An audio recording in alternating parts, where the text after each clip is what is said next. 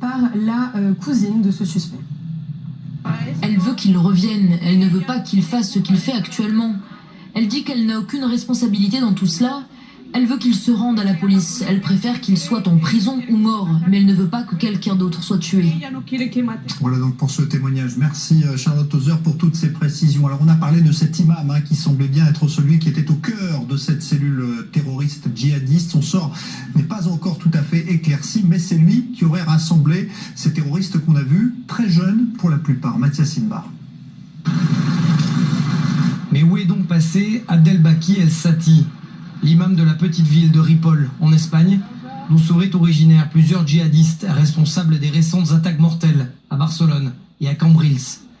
Les enquêteurs chercheraient à savoir si cet imam, qui aurait radicalisé une grande partie de cette cellule djihadiste, a été tué dans l'explosion de bonbonnes de gaz dans une maison à Alcanar, la veille des attaques.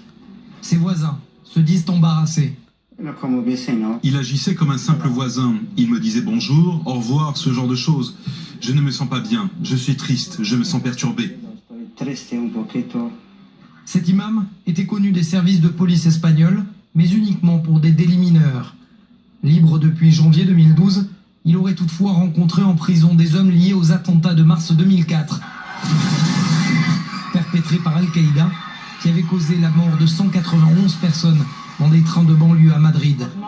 Abdelbaki El-Sati aurait donc pu être un homme clé dans la planification des attaques qui ont fait 14 morts jeudi dernier. J'ai entendu beaucoup de gens dans les escaliers qui couraient. J'ai d'abord eu peur, je ne savais pas ce qui se passait.